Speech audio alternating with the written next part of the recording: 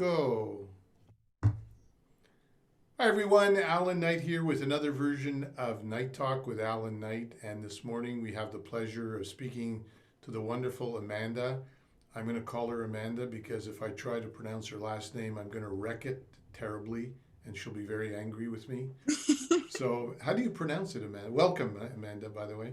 Yes, thank you so much. I'm definitely used to the last name things, so no worries. It's Chatsy Constantino. So Ch- yeah, go give it a try. Chasti Constantino. Yeah, Wow, it what a just looks intimidating. That's what I tell everybody. I'm like, because it's so long, people are like, whoa. But you really, I don't know, to me, maybe I'm just used to it. But like, you just sound it out the way that it looks. what an icebreaker that is. All you have to do is tell people your name, and then you have an easy way to break the ice. So it's really great for someone who's shy and needs an icebreaker. Instead of having a dog by your side, taking a walk, you just tell them your name. It's wonderful. Yeah. I always tell people, it's a great way my greatest, way to learn the alphabet. Wonderful. So where do you live? What area? So I'm in Canada. Oh, like me. We're both in Canada. So where do you live? Near? I'm near Toronto, Oh, so in right. Ontario. Okay. Guess we did chat last week, and I'd forgotten because you're not the only one I chat with there. There's a couple of more, so I had forgotten. So how far from Toronto are you? Um, I mean, not too far. We can easily drive there. Yeah, we're close. Okay, cool. So I wanted to speak to you because I know that when we chatted, you do some fascinating work with teens, and we were going to consider calling this little interview uh, "Why Teens Need Life Coaching," which I really think is a great concept. You know, they're obviously our future. So I thought I would have you on so that people can get more familiarized with you, who you are, what you do, and have a nice conversation.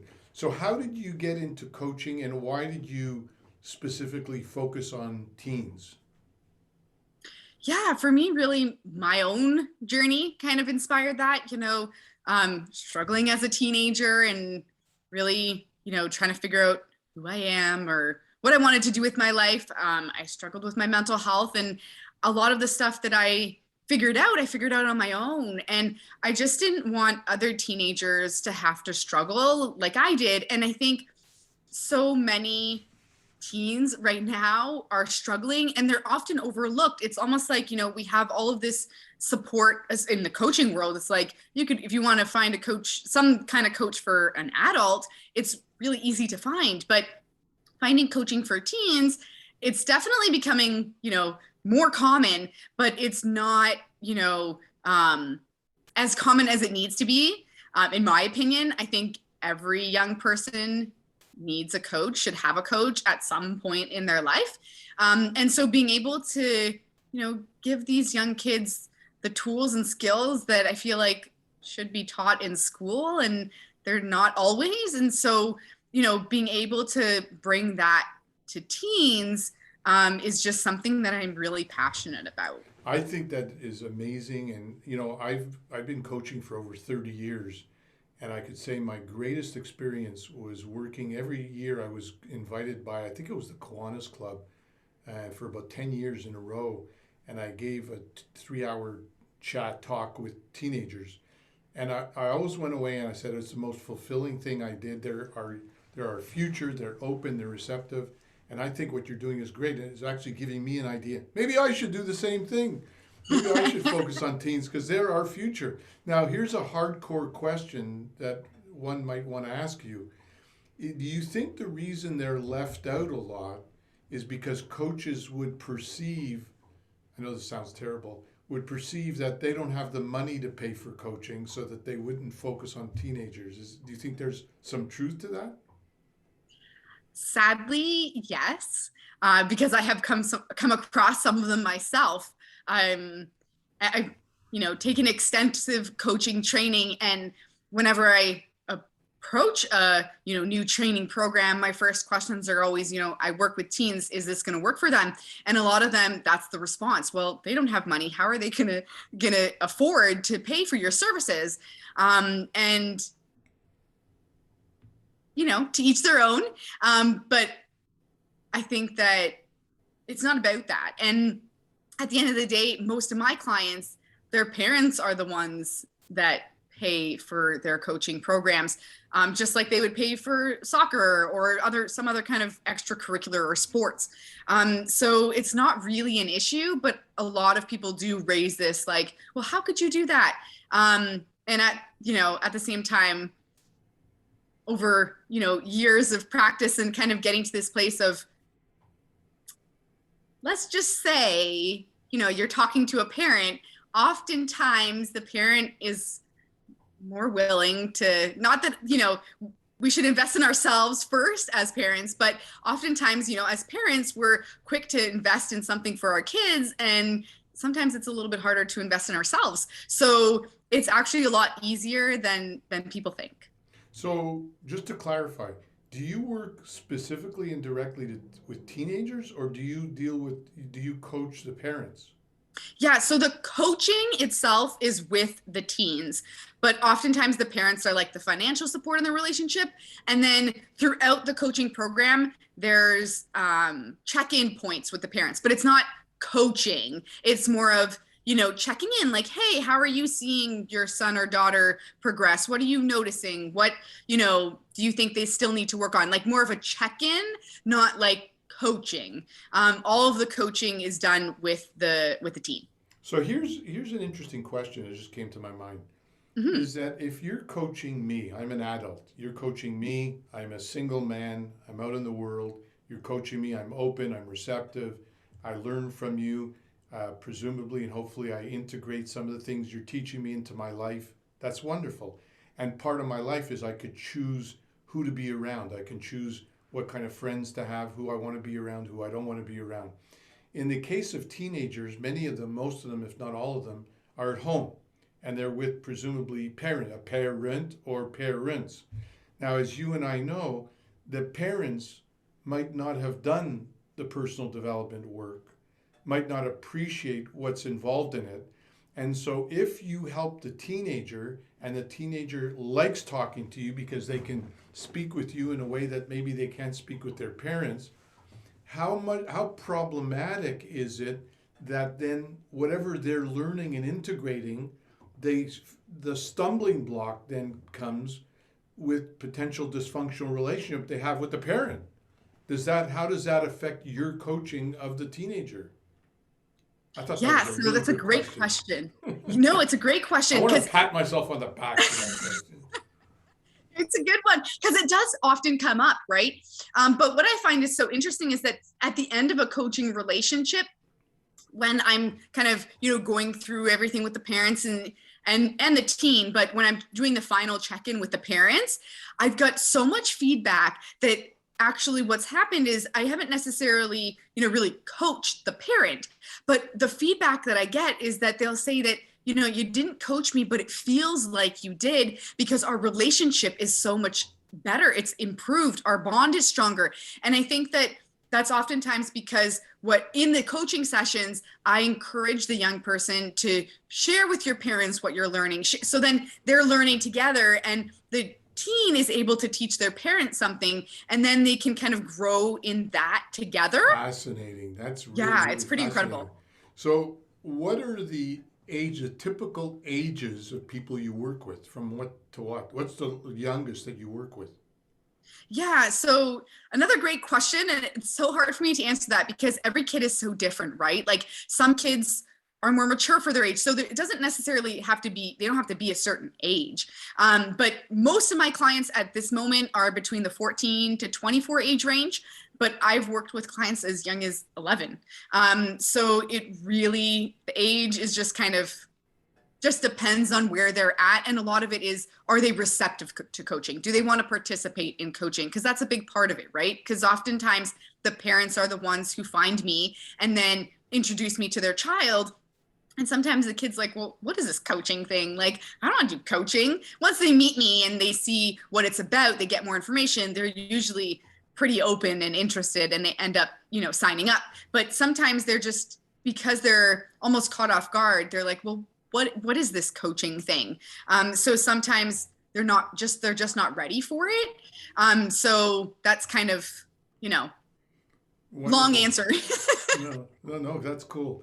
So obviously, when you're talking to potential clients among these teenagers, I presume that you do some kind of assessment call or getting to know each other call where you talk with them, they get a feel for what you do, you get a feel for whether this is going to work or has a good chance of working. Now, in that regard, and obviously, there are a lot of things that hold teenagers back from feeling happy and content in their life. Could you identify, if you had to identify two or three or four of the biggest issues that keep cropping up that hold them back, could you identify those or not? Yeah, I feel like for myself and my programs, but this isn't to say that someone who, you know, is a teen that's showing different signs, maybe they're just suited for a different style of coaching. Because there are coaches, like even myself, like I have a huge network of coaches that I work with, and they all work with young people, and we all have our own ways of doing it. I'm definitely more on like the life coaching side of things. So, like when we're talking about gaining confidence or figuring out what they want to do with their lives, confidence is definitely a big one. Working on like goal setting, stress management, all of these things that, you know, are essential really for our kids to thrive. But then that being said, like there are some coaches who work with things that are more related to health and helping them, you know, eat healthier or make better choices in their health. But for myself, it's more on like the confidence and figuring out who they are. You know, maybe, you know, surrounding themselves with good friends, and those kind of things. How how often does the matter of social media come up? Like I know some of the older folks like myself, we were brought up without social media, and now I appreciate what social media has to offer, but I'm not obsessed with social media. But you often hear, oh, the kids are always on their cell phone and they're doing TikTok and they're doing this. How challenging is that factor, and has that been a difficulty in your coaching of them? The obsession or the pressure, the social pressure, peer pressure that comes from that, along with other issues. Has that been a significant thing that you needed to deal with or need to deal with? Yeah, it definitely does come up. Pandemic has definitely highlighted that for sure, because they haven't really had any other way to contact their friends. So it's definitely something we address. And I think a lot of the times, um, in my opinion, a lot of that comes from having other role models. You know, just because we shut off from social media doesn't mean that, you know, the world's going to end. And so being able to be that role model for them and say, you know, I have certain days of the week where I don't even look at my social media, although for them that might be extreme, but like, you know, encouraging them to like, well, maybe let's just take an hour from, you know, looking at whatever social media and see what happens. And so we kind of do this. Sometimes I'll have like little challenges. And so we'll do like a social media challenge. So we'll see like for 1 hour. If you can't do a whole day, let's just start small. And that's a lot of coaching, right? It's like, let's just start small and build from there. So a lot of the times it's amazing to see the feedback that they get themselves of like, yeah, I tried it for an hour and I actually felt more relaxed. Some of them at first, it's like, oh no, it was so hard, I couldn't do it. And that's okay too. But Right. it definitely does come up quite often. How much we talked about the parents before. Now, I think what you said is really great.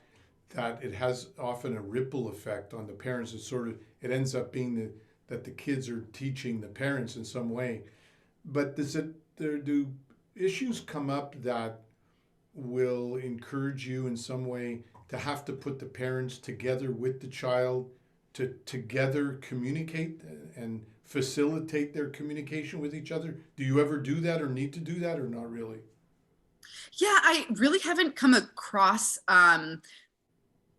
that really, but also I'm very specific in the clients that I'm working with. And so usually in the beginning, I really let the parents know of like the process and how it works so that we have an understanding. And that way they're a little bit more open-minded to, you know, maybe different things. And also for me, like, a lot of my clients are referred from other coaches. So they'll be working with the parents working with a coach, and then the parent falls in love with coaching and wants their child to get coaching, and then they'll be referred to me. Right, So it works really great when coaching, I mean, is great no matter what. But when both the child and the parent are experiencing coaching together, and not, I don't mean like in a session together. I mean, like the parent has their coach and the child has their coach.